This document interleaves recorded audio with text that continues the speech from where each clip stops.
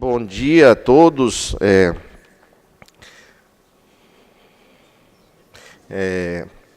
Agradecer à comissão organizadora do Terceiro Congresso Internacional e 19º Congresso da Sociedade ou do Colégio Médico de Acupuntura.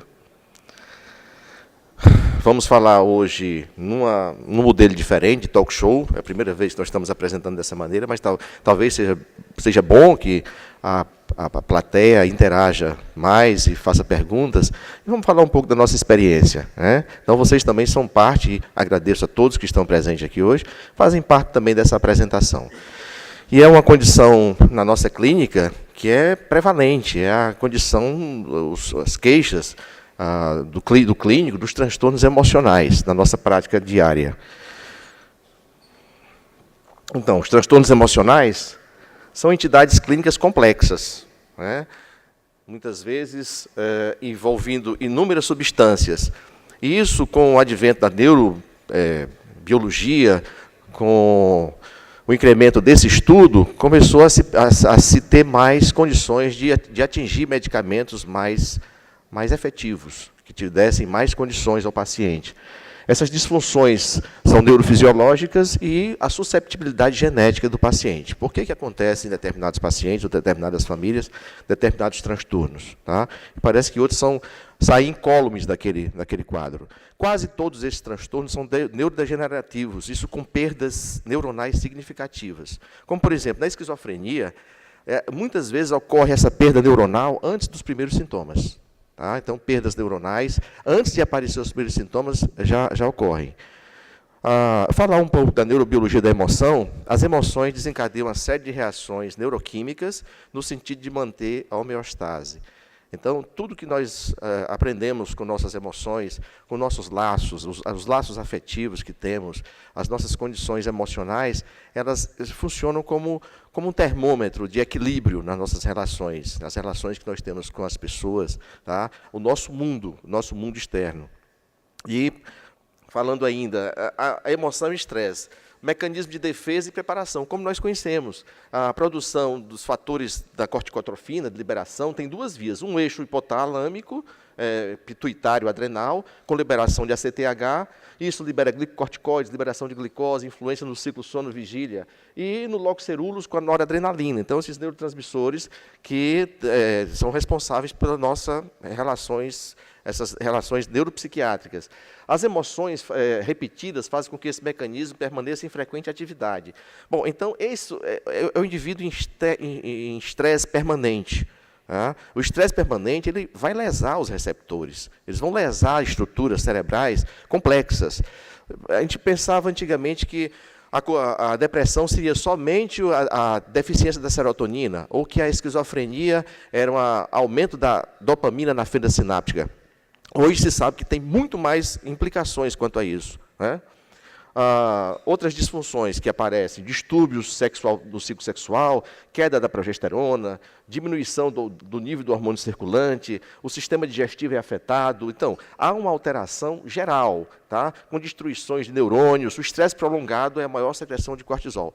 Nós estamos vivendo num momento talvez ímpar, no mundo, que eu li um autor que falava assim, a gente precisa da conexão, estar conectado, tá? E precisamos do consumo. São dois fatores estressantes. Às vezes você chega num local, então as pessoas... Já é um vício. E eu estava nesse vício também. Eu deixei com o meu computadorzinho de bordo, né? Deixei assim totalmente uma semana para ver o que acontece. A paz que eu estou tendo é fantástica, gente. E eu indico a vocês, façam isso. É uma paz imensa, sabe? Você não ficar conectado o tempo inteiro. Tá? Muito bem. O comprometimento emocional, tá? Isso deve ser bolsa de valores, né?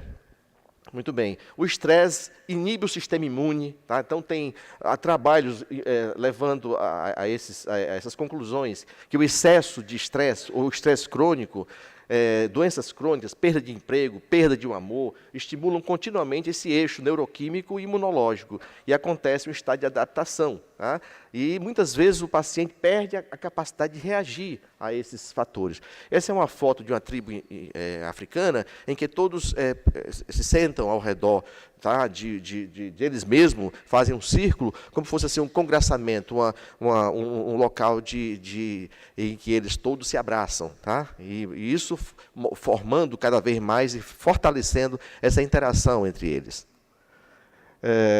Então, algumas alterações no hipocampo, eu vou ter que passar rápido, porque o meu padrão era de 20 minutos, agora baixou para 10. Tá?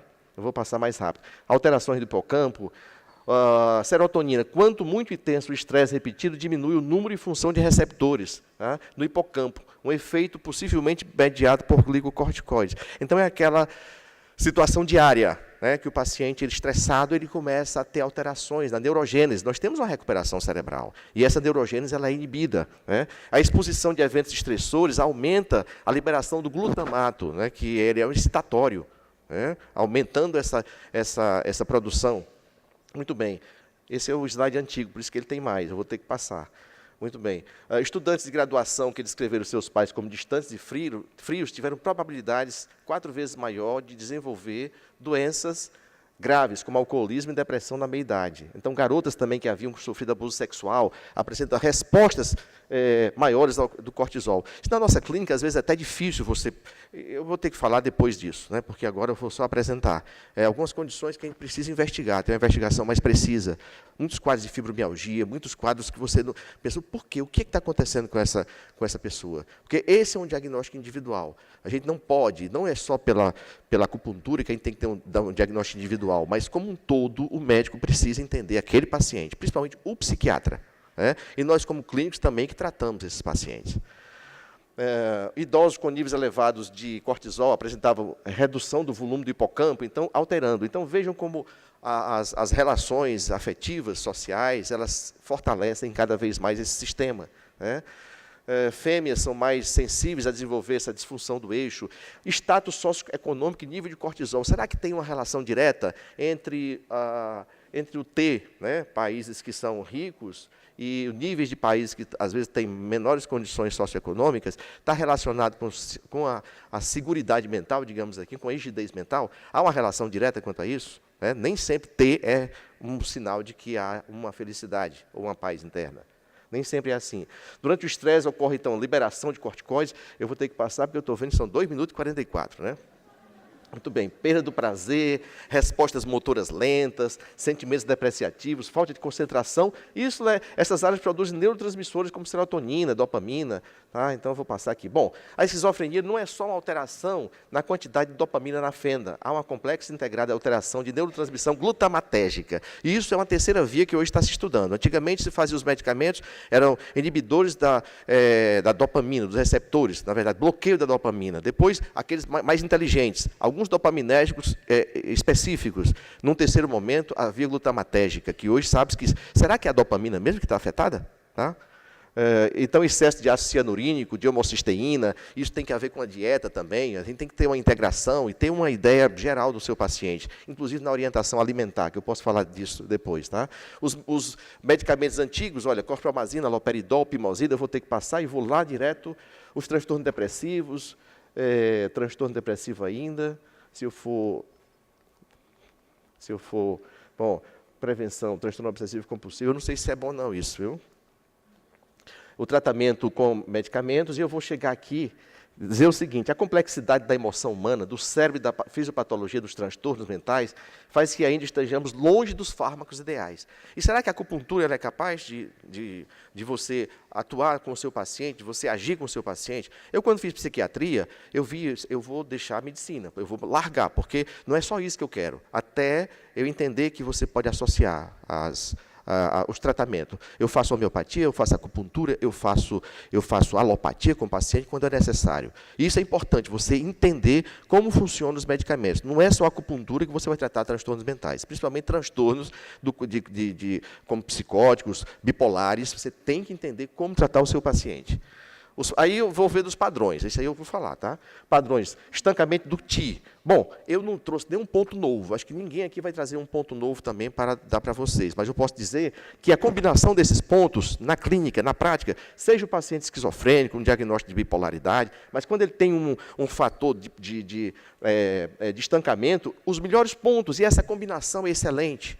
E vocês sabem por quê. Podemos dizer por que esses pontos são bons para o paciente. Eu estou tratando um tique que se converte em fogo, esse paciente pode ser um bipolar. Ele está usando lítio, está usando divalproato de sódio, mas eu estou fazendo um padrão e estou retirando, e eu estou como assim, diminuindo esse calor com esses pontos. Estou terminando. A fleuma, tá? Trato também alguns pacientes com bipolaridade, mas estou tratando com esses pontos de acupuntura, tá? Que eles reduzem. Tá? Passou, aí travou, igual o sistema. Tá. Deficiência do Shin, tratamento também, esses pontos em tranquilidade, pontos que dão um bom resultado para o seu paciente. Deficiência do Shin, do Pi, também você fortalece, com esses pontos que vocês podem ter esse acesso a. Eu acredito que vocês conhecem tudo isso aqui. Deficiência do Yin com excesso de fogo, você vai tratar com esses pontos de acupuntura. Deficiência do Shin, da vesícula biliar, do sangue do coração, tá? Paciente que tem todo aquele quadro que a gente conhece, palpitação, estupor, está tomando benzodiazepínico, você sabe passar, depois desmama esse paciente. Tá? Calor e fleuma, que molesta o Shin, pontos como o E40, vocês conhecem, E36. Bom, é um tempo tão curto que eu não me estressei por isso. Né? Ao mesmo tempo, não fiquei estressado. Tá? E eu acredito que com o próximo o talk show que nós vamos nos sentar, as perguntas poderão ser feitas e eu tenho condições de responder melhor. Obrigado.